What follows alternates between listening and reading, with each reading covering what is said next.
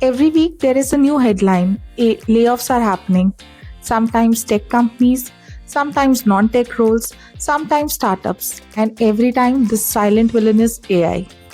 But is AI to be blamed really? AI didn't just wake up today and said that I want to fire people. Companies are firing roles that no longer add value. Hi, my name is Vandita Mathur and I'm an L&D professional with over 10 years of experience. And today we have Ms. Bhavita Bhatia, an award-winning L&D leader who has worked right from startups to MNCs. She has over 17 years of experience. So let's hear it out from her how AI is transforming job market. So hi ma'am, welcome to this podcast. Hi, Vandita. How are you doing? I'm good. How are you? I'm doing good too. So ma'am, as I was talking about layoffs, my first question to you would be that which profiles are getting under risk because of AI? So, any kind of repetitive profiles, any kind of repetitive work that is there, that is actually getting replaced. Whether it's a fresher job, because usually freshers were hired to do the MIS and all. I mean, it is not need anymore, because since the AI has come on board, it has become simpler, it has become easier to do the MIS, to do the repetitive task very easily. You can literally use AIs to create your presentations, to build up your MIS, to do other tasks as well. So all these roles that had a repetitive task and a basic repetition of tasks are actually getting over. As you were mentioning about repetition and everything, still we see that in India there's no work-life balance. The companies are under so much pressure and deadlines. So when this whole scene of automation is coming, why do we see that, people are still struggling with the workload? A good question, Vandita, I would say, because I think the people are still struggling with the workload even after we have AI on board. But because people are really not utilizing it well, right? So people are not ready to change their mindset. I guess that's the biggest problem. Plus, let me answer your question here, is that why Indian companies are under so much of pressure. The Indian companies are under so much of pressure because there's actually a global pressure to push in AI everywhere, and every company is struggling to build up their value in the market. They have to be fast paced, they have to make sure that the revenues are intact, right? And plus they need to make sure that they're restructuring the entire workforce. This is what is actually happening. The AI is not taking the jobs, but actually there's a restructure that is taking the job, because the repetitive tasks are getting out of the system at completely. So if your task is something that can be repeated, if your task is something that you are doing in day-to-day life, which is very simple, it's not something which involves any kind of analytical thinking or decision making. It's very simple that these roles will actually dissolve, and these are actually dissolving. So whether you are a customer support executive, whether you are a person who's sitting at the back desk and making the MIS, the need is getting I should say very, very, very scarce since AI has come on board. You used to make MOMs. You don't need MOMs these days. You have the entire transcripts. You can literally upload one transcript in Gemini or in ChatGPT. It will give you what is a summary. So it has become very, very, very simple. If you are utilizing AI right, I would say it is not an enemy. It is your friend. And it is very important that how can you literally utilize AI for yourself. There's so much of pressure because people are not really being friends with AI and they don't know the correct usage of AI. What do you think are the skills? The market is filled with so many courses on AI, and the market is filled with so many non-courses on AI as well.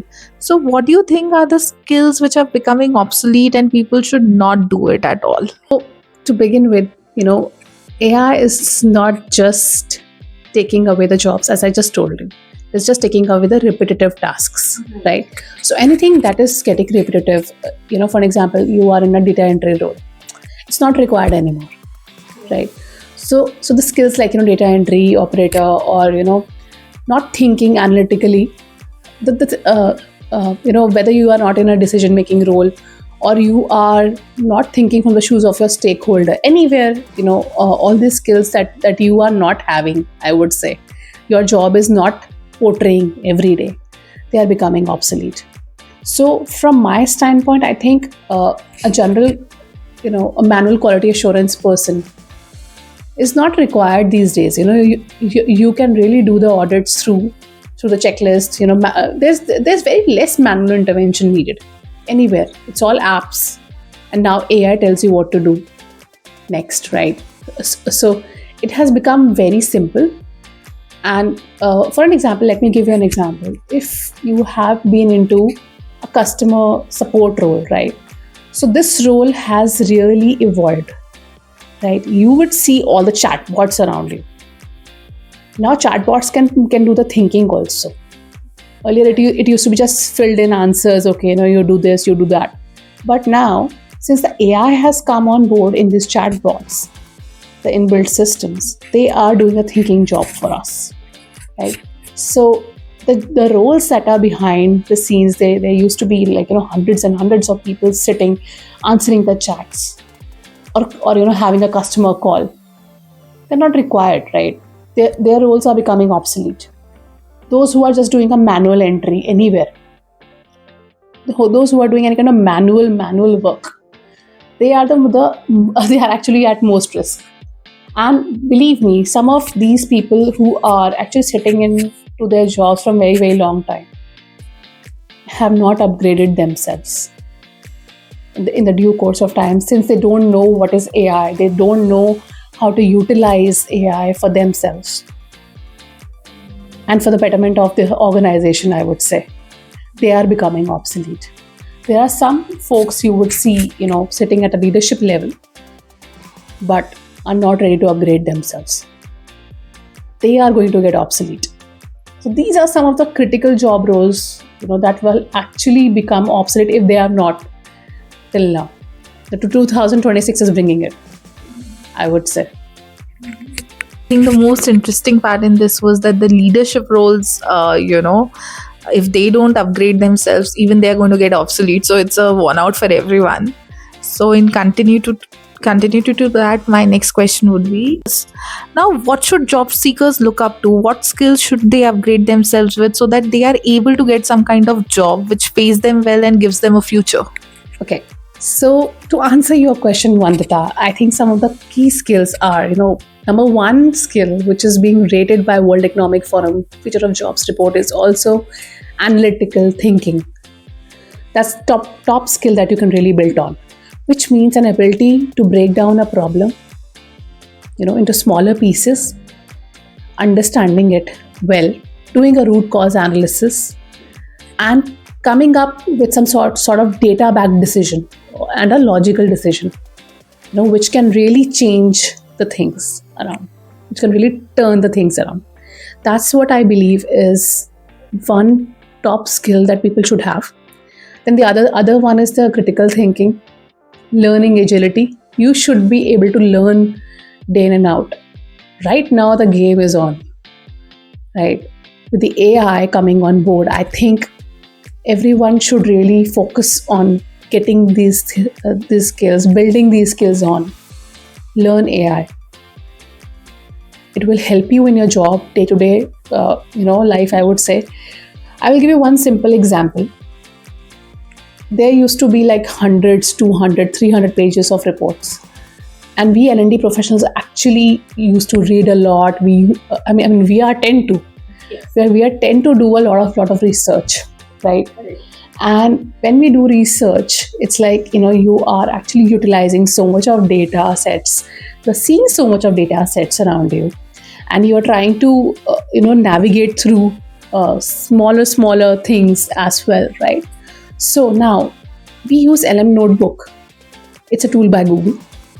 And it's so simple. You just upload hundreds and thousands of pages even though. It will just give you the summary in a second. It can build a slide deck for you. It can build a mind map for you. It can actually generate a podcast, even a video for you. So your work has become so simple, wherein you used to spend hours and hours just doing a research.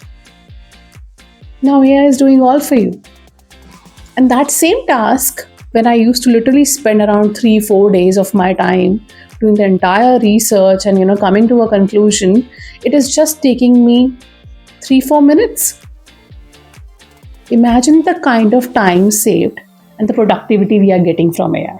So learning AI is highly, highly important. That's what I would say. And building agents to ease out your work, get some agentic AI in between, and maybe they can scan your emails. They can come back that what all you have for a day, your task planners, your day plan.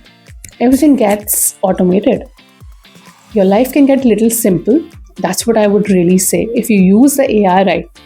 So one most important skill is building AI, analytical thinking, critical thinking, learning agility. These are some of the key skills that you need to build upon. Yes, the leadership skills. They are not getting obsolete anyways, because it requires human intervention, and human intervention will always be there. So these key skills, I think they are very, very important.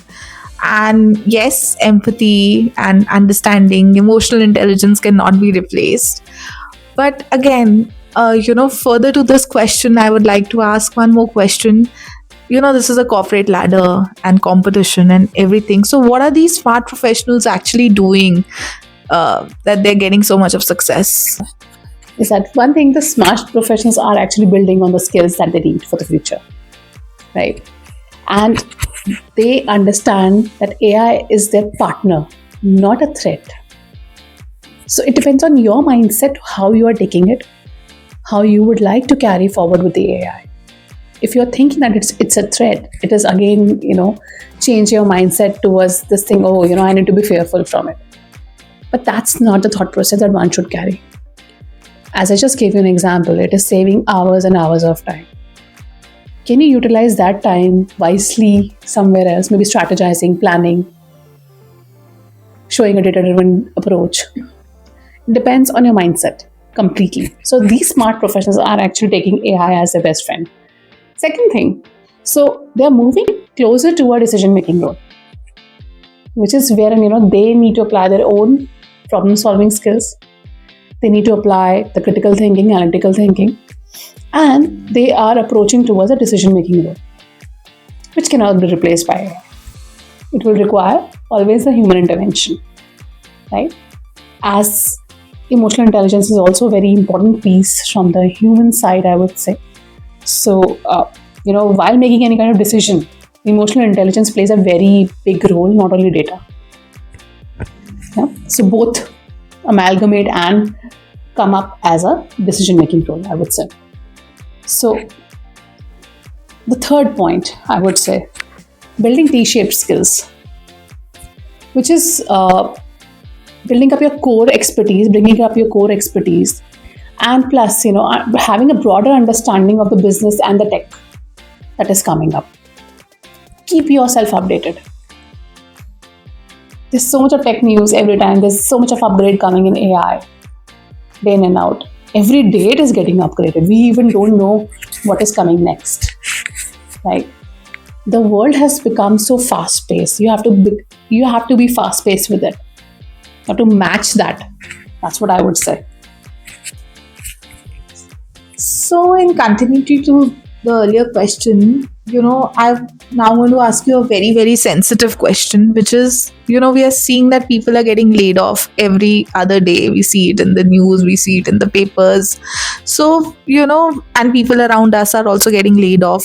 So, what should these professionals do? What should be the next immediate steps when they get laid off? So, Vandita, I literally understand the question that you have asked, and I have full empathy with the people who have faced this. And somehow, we all have faced this fear, or maybe, have faced the situation in the past as well. So my recommendation will be, first thing is, do not take load on your head. Give yourself 7 days to stabilize first. Accept the news. Think about yourself first. clear your head. That's what I would say, so that you can focus on what you want next. The second approach I would say is that to not, bulk apply the jobs. That never works.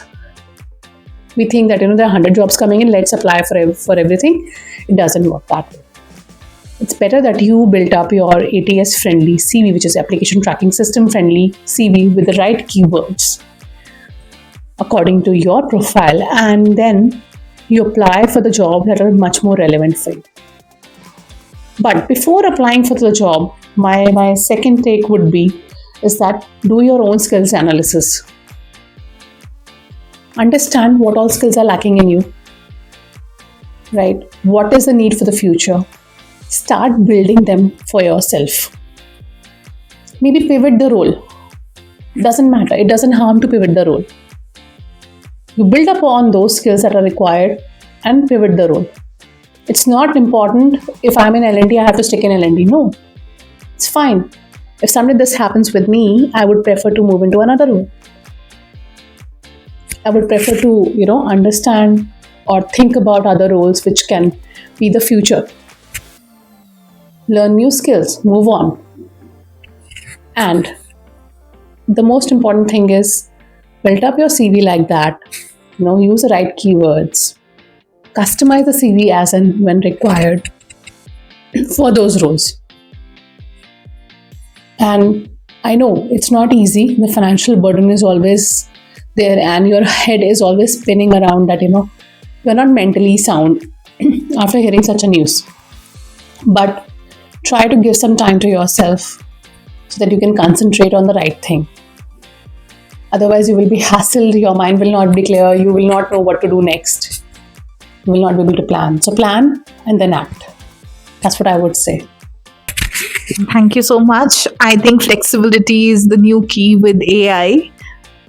So it was really nice chatting with you today on this platform, ma'am, and really very, very good insights on how to, shape up your CVs, how to learn new skills, how to be mentally ready and be prepared for the environment which is happening right now, which is so unstable. So I'm sure, people like you have had such a vast experience with so many working in so many industries. They can definitely contribute a lot to people who are seeking jobs right now, and we look forward to having more insights from you on this. Thank you, Vandita. I would say that, thank you for having me today here. And it's amazing to understand, to know that, the people are still looking what future wants. Yeah. And I think building up on the skills that are lacking is a real need for the future. And I wish you the best. Thank you so much for having me on the show. Thank you so much. Thank you. It was wonderful interacting with you. And stay tuned for more such podcasts. Follow Learnify with BB.